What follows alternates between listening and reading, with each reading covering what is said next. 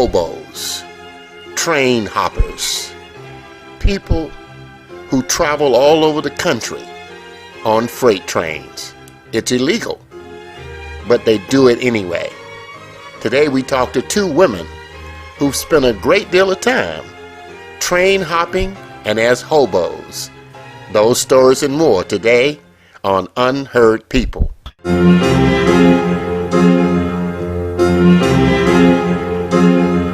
Unheard People with Reverend Joseph Reed is supported by Johnson Research and Development and the Lonnie G. Johnson family of companies, and by the Johnson Robotic Labs, and by listeners like you. Hallie and Tink, welcome to Unheard People. Hello. Hi. Y'all have an interesting lifestyle. I'm sure our listeners want to know more about it. You hop trains for a living, or freight trains, and some people call that hoboism. Some people call that learning how to move around. Some people call it cool. But I'm sure my listeners don't know very much about it because I don't know very much about it. So why do you do it? Who does it with you? And what do you get from it? Tink? I get to see different new places that I would never see if I was a regular person. And the only way you're going to see the things I see is if you're on a freight train. They're pretty neat, pretty cool. I travel with my husband, sometimes a dog. I don't have one at the moment. Just go different places, see different people, looking for work here and there when we can. When we can't find work, we fly signs, which is holding a piece of cardboard asking for help. Hallie? I ride trains because I got sick of the monotony of living paycheck to paycheck, and I wanted to see the country, and it's honestly a dying tradition, being a hobo or freight hopping. And the difference between a regular homeless person and a hobo is we do, in fact, look for work. And a lot of times we travel from harvest to harvest. I just got done doing blueberry harvest up in Maine over the summer. And we try to make ourselves available as far as work goes. But we do, in fact, spange, which is a word for panhandling, asking for money when we're between jobs. A lot of people who are listening to this probably thinking to themselves, let's get these people off the street. We don't want to give them any money. What would you say to them? It's always good to help someone out when they need help, because you never know when you're going to need help. Jesus was homeless for a while, and he needed help, and people helped him out when he needed it. So I think it's good to help other people out when they need it. I was shocked by when I first started traveling is how close-knit the community is of even just regular homeless people and travelers. And they're all, even though they have practically nothing, they're more likely to help each other out and give them the shirt off their back. And the same goes for when we're in more poor neighborhoods. They're more likely to let us come stay at their house or get to know us and help us out than when you go to certain neighborhoods with well-off people. They kind of look down on you. Even if they claim to be Christians, they kind of don't, they look at you like you're bad or something, you're trash. And it's not good because, like she said, the reason why Jesus did that is because he wanted to prove you don't need material possessions to be happy. You really just need to love each other. Tell me about your background and how did you get started doing this, how old you are, and do you have family, parents, relatives? Just who are you? Well, I'm 35. I was in and out of foster care from the age of 4 until I was 19.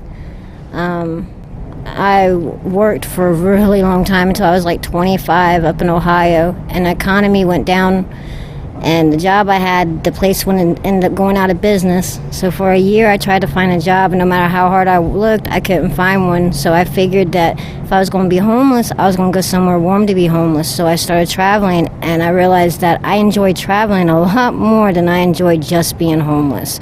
I get to see new places, meet new people, and there's a lot of really good people out there. Parents? No, none. My father died when I was a child, and My mom is an alcoholic crackhead that I don't talk to no more. Well, a lot of people associate, and I'm going to get back to you, Haley, but a lot of people associate your lifestyle with drugs, alcohol, and rock and roll. There are some people out there that live that kind of lifestyle, but for the most part, we're just like everybody else. We're just trying to live day to day and make the best out of a bad situation. So, 19, you know, that you said you started when you were about 19. You're 35 now, so you've been doing this for 15 years? On and off. On and off. How about education? I made it through high school. Wasn't lucky enough to go to college. Didn't have anyone to help me out with the financial part of the college, and wasn't very smart to be able to get the grants and all that they give out, the scholarships and all that. So college wasn't really in the cards. Is that something that you'd have wanted to do if you had the opportunity? Possibly. I've thought about different things here and there, but I'm not really sure exactly what I would want to go for. What's your story, Haley? I left to travel. I got evicted from my apartment. I've been on the road for about 5 years, and it started out like I was going to go do some harvest work and settle back down, but I've just kind of gotten addicted to it, you know, and there's times where I go down in New Orleans, actually, in the winter to settle down for a couple months while it's cold out, and I'm a musician. And that's another huge part of this culture is street music. There's a lot of people that travel and form bands. You know, I play banjo and guitar, so that helps out. You know, I have somewhat of a purpose when I travel, but I mean, I have family back in Michigan. I go try to see them when I can. I had to break the cycle, I guess you could say. Like, I just got so burnt out on the living paycheck to paycheck, the monotony of just every day. Like, I wasn't doing anything that I wanted to do as far as music. Like, was not inspired at all. And as soon as I started traveling, it was like a total 180 on my life. Like, I couldn't, you know, everything changed. Everything I thought I knew about life was completely upside down. Like, I started becoming more, you know, everything was way more real. You know, like, it wasn't like you see a commercial on TV and they want to try to convince you that that's what the kind of life you want to live. You know, they want you to buy stuff and they want you to live in this kind of mold. And that's one thing I'm grateful about traveling, is it snapped me out of it. You know, it made me grateful for all the little things that we take for granted in this country, like taking a shower every day, you know. That I miss that. I mean, I miss it, but it's like, I know when I eventually settle down, I'm not going to take a shower every day. We don't need to be taking showers every day. We just don't, you know. Maybe, you know, a quick one, but people be taking 2 showers a day, and there's people in this world that don't even have a shower. You know, they don't have running water. They don't have, like, simple things like that. And people here take it for granted, you know, and it's just, I don't know. It's weird. It seems to take a lot of guts for women to to become hobos and do what you two are doing. What's the most dangerous situation that you found yourself in doing this, and what's the best situation that you found yourself in doing this, Tinka? Riding freight trains, I didn't really have any bad situation. Hitchhiking, however, by myself, I got picked up by a truck driver right outside of Austin, Texas, and he wanted favors in return, and I'm not that way. He ended up putting his hand on my leg. When he ended up doing that, I pulled out my knife, and I showed it to him. I said, I wouldn't do that if I was you, and he backed off. At the next exit, I made him let me out. Riding freight, when it comes to good times, I had a puppy at the time, and I was on one of the engines. And the engineer came in there and caught me and my puppy, and I thought I was going to be in trouble. Instead, the engineer was very kind to me. He told me where to actually hop out there at, where to catch the next train at. He kicked me down some food and water and gave me a little bit of money so that I was able to get whatever else I may need. He only gave me like maybe $5, but it was very kind of him. Haley? As far as the bad, there's all kinds of just random confrontations you come into with police. And For example? just, when you're camped out, you might be camped out in a place that's private property and you might not know it, so they'll come up on you and just they'll run your information and kick you out. Yeah, I've been kicked out of places before just for camping or sleeping outside. When you say run your information, what do you mean? They'll take your ID and look you up and see if you have any warrants, and I can't even tell you how many times I've talked to police. Like, I talk to police at least once a day, it seems like. And a normal person doesn't talk to police at least once a day, and it's because I have a backpack and it's because of the way I dress, I have like a more punk look, I guess you could say, so the police are automatically, and it's funny because I'm actually like one of the most sober people ever, You don't drink? I don't. My biggest vice... No drugs? My biggest vice, I smoke sometimes, but I like to eat. I smoke pot. I smoke pot. Yeah, that's about it. I'll smoke pot, but I like to eat, and I'll spend my money on some good food. And, it's just funny because they always assume, oh, you're just, junkies or something. It's no, I don't know. It's really weird, so I have to deal with that. That's, kind of annoying. And as far as good, I think that the people we meet, it just makes it all worthwhile. We just ran into this engineer in Kentucky. He was a train engineer, and he saw us. And him and his wife gave us a duffel bag full of trinkets, all stuff that it was useful to us. He gave us a pocket knife, he gave us a flint, he gave us this cool butane lighter thing, he gave us food, he gave us a flashlight, a paracord bracelet, a compass, water tablets to filter our water. He was one of those doomsday preppers. So he knew exactly. He gave us a little radio. He gave us all the coolest, gadgets and stuff that we need, survival stuff. It was amazing. It was like Christmas, he just hooked us up with all the things we could ever want. You know what I mean? And he knew what we wanted. He's I run into hobos all the time. You guys are awesome.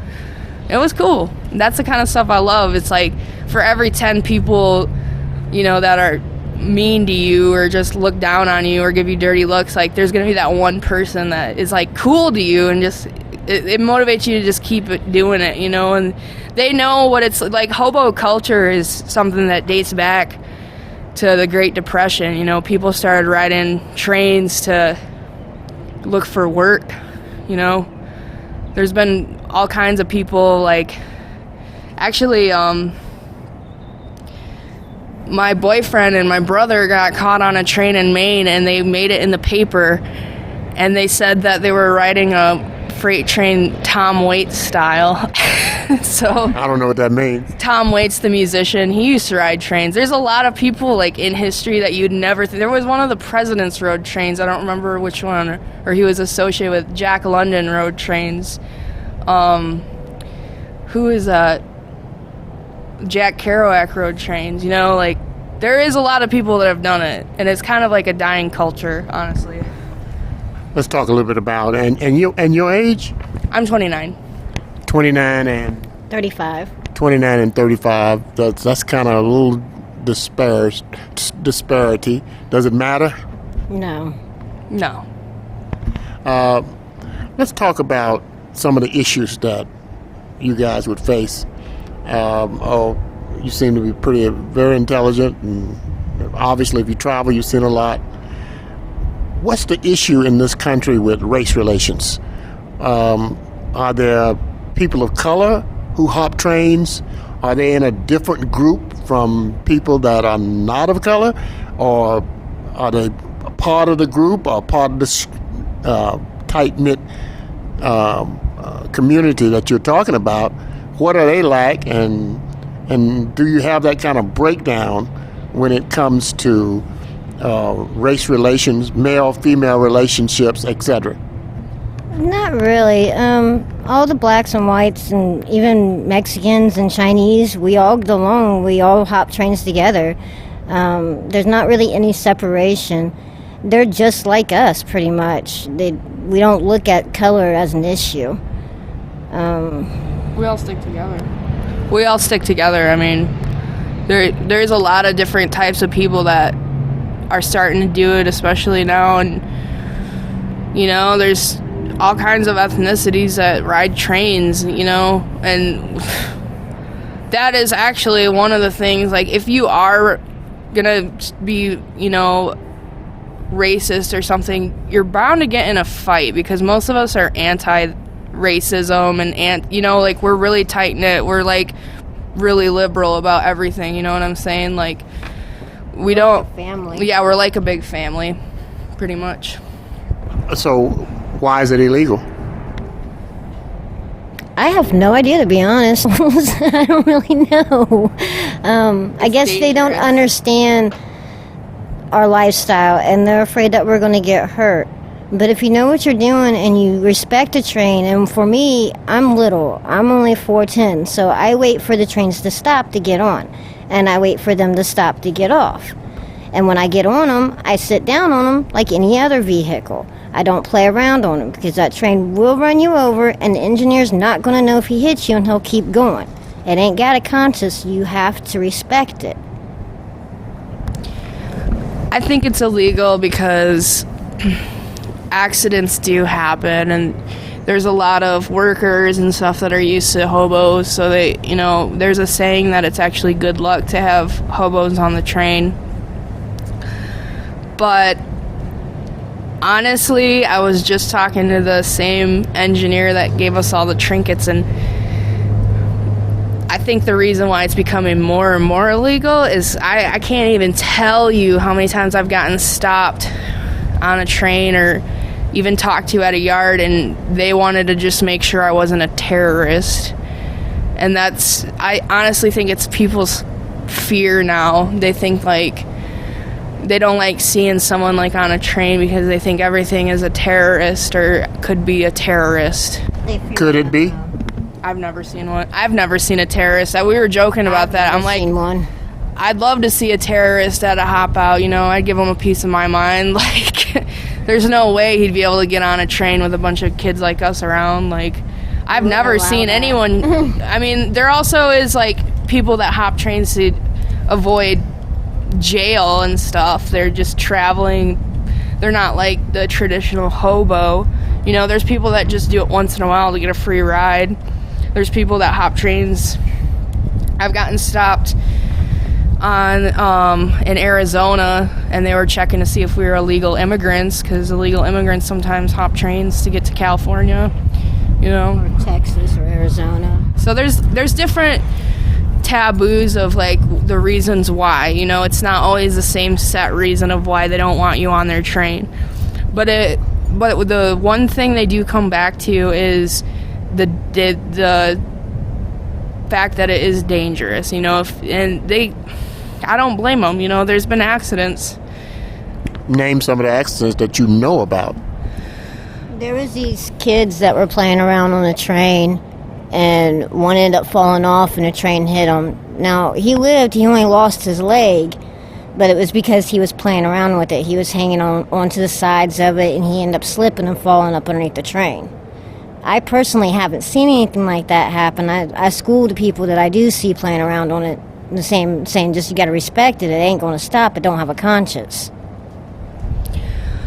I know of a couple accidents. I know of a guy that he wasn't playing on the train, but he was his dog fell through the cracks, and he went to go grab him, and the train clunked, like it started moving, and he lost his arm and part of his leg. I've had friends die on trains, like they get kind of drunk and they might fall or something like that, and that's unfortunate. There's been a couple accidents late, like I've heard of people trying to catch, we call it catch on the fly. That's when the train's moving. When it's moving and you're running and you got to jump on, and they've lost a leg or similar things happen. And there was an accident a couple years ago, a really sad, unfortunate accident involved 3 kids, and they were really green to the road. They didn't really know what they were doing, and they got on the wrong ride. Like, we call them, like, certain cars you can ride on rideables, and they got on one that was like containing steel beams, and they didn't realize the train was building up, and it clunked really hard, and the steel beams crushed them. And it was really sad. It was like a freak accident, you know. And after that, everyone in that area of Alabama was anti-train riders and didn't want you anywhere near their yard, you know what I mean? Like, just, it was awful. And it's really sad, but at the same time, I've had people ask me how to ride trains, you know, like blatantly just, how do I ride a train? And I always tell them, you got to find someone to show you how. Like, you can't, there's no instruction book on how to do it, you know? I understand that train riders have a book that you can buy, but you can only buy it if you ride trains. Is that true? Yeah, it's called a crew change. It tells us where the trains are supposed to stop, when the crew change happens, where the trains are supposed to be going. It kind of gives us a general idea of where they're going. But now with smartphones, we really don't need that. We can look up the train lines and everything on the internet now and see exactly where the train tracks go so that we know that we're going the right direction. I haven't used a crew change in years. I mean, it was handy when I had one, but, you know, most of the times I will ask people, where's the train yard? Where, you know, even if I ask, where's the Amtrak, that gives me a hint of where the train tracks are, and then from there I'll just walk back and forth until I, you know, figure it out. You know, word of mouth actually helps a lot.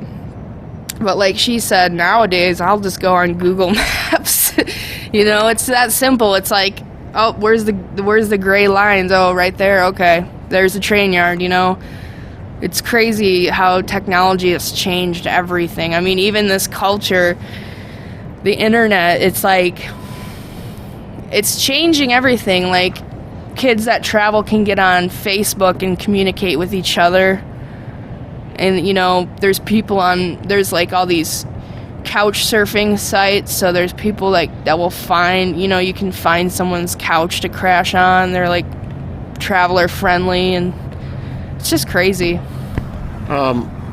What is the youngest person you've ever seen hopping a train, number one? And number two, is train hopping or hoboism unique to America, or is it in Europe, where there's a tremendous number of more trains than there are in the United States, and they definitely use trains much more for travel in European countries? Is there a difference? Youngest, oldest, and is it unique to America? Okay, the youngest person that I've met, I think, was 15. I didn't travel with him for fear of prosecution on taking a minor across state line. And then the oldest, I think, was 70. Male or female? She was a female. And then the oldest was like 70. It was a guy. And he did it the old way. He just had a stick with a little bandana wrapped around it with a little bit of clothes in it. And I thought that was pretty cool because I carry a backpack. I don't carry a bindle. And then it's not unique to us. When we were in Nashville, I met this really nice guy, and he's from New Zealand. And he came here for 3 months. He's got a 3-month visa. And he said he's hitchhiking and hopping freight trains all across America to see America. He said he does that in New Zealand also. So that's really cool. I know, I think the youngest person I met was probably 15 or 16. I don't remember. There's a guy that was around 16. Oldest, probably in their 50s. And there's guys that still ride, travel this way. And then there's guys that are homeless, but especially down south, that they just want to ride to a different city. You know, they're not going to keep traveling or anything. They might just go from back and forth. Seems like it's kind of a thing out in the Southwest. A lot of guys like that will just hop on a train to go to a different city for like a week or two and then go back. And I think it's unique to America. I think we kind of created that whole hobo culture, and especially the Americana music, like banjo, like bluegrass and all that. That is kind of goes hand in hand with the freight hopper culture, that they're trying to bring back, like the Great Depression era thing. I play the washboard, and that's pretty bluegrassy with the washboard, and I also play the djembe, but that's more of a kind of hippie culture. Not exactly a hippie, but I do have a lot of hippie qualities. Somebody that's listening to you, female perhaps, who is kind of out of the society, and this sounds cool, and she's just turned 18, 17, or maybe older. Should she or shouldn't she? If so, why or why not? Yes and no. There's a lot of good things about traveling, but yet there's a lot of bad things. Society looks down on you. You have to get used to people looking at you like you're trash and like you're dirt, and it takes a very strong person to get over that, for not to bother them. If you're not strong-willed and don't have a strong faith, then I don't think this is the lifestyle for you. Well, tell me about that strong faith. You have to have faith in God, that God's going to watch over you, that He's going to be there to look out for you, that no matter how bad people judge you, that is not their place to judge you, and not to get so upset about it when they do judge you. I honestly think that this life isn't for everyone, but I do think that if a young person wanted to travel, they should get it out of their system, because the older you get, the harder it is to walk around, and a lot of it, we ride trains, but a lot of the time we're hiking, we're walking, and it's like you're carrying 50, 60 pounds on your back at all times. You're carrying a huge backpack, but the reason I motivate people to travel, or I, want them to, is because it just, it changes your view on everything. Traveling brought me closer to God. I had little to no faith, and then just all the crazy things that I've been through and seen, and there's been so many times where we were just down and out, and then all of a sudden something crazy serendipitous would happen, and then all of a sudden everything, it was and then the person that was usually helping us was like, God made me do it. And just stuff like that. And it's and I'm not talking the regular oh, I'm working for God kind of thing. It's at that moment, it was the right place at the right time. And that's the kind of stuff that really makes you reflect on life. The last time I was here, we ended up sleeping in an abandoned house, and we had no money on us, and it was raining. Well, then we ended up leaving that abandoned house that morning, and we were walking to a truck stop. And on the way to the truck stop, my puppy stopped me, and I looked down, my puppy's standing on a $20 bill. So I picked that one up, I look over, and there's 3 more. I found $80 in a matter of seconds, and it was like God laid that there for us, because we had nothing. We didn't have no food, we didn't have no water or anything, so it was very unexpected that it was there. I mean, I'm sure it wasn't exactly God that did it, but it was like He was smiling down on us saying, here's a little extra help. I want to thank the two of you for being on Unheard People, and for all those who are listening out there. Any final words? Follow your heart. I say follow your heart, and remember that family is the most important thing. Your friends and family, possessions and materialistic stuff. It's just, you only have one life, and you just need to live it till its fullest. I thank you.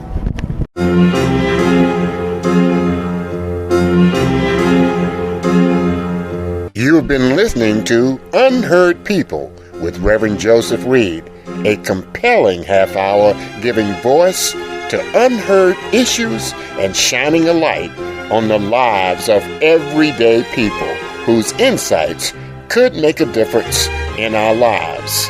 Until next week, I'm Reverend Joseph Reed. Keep the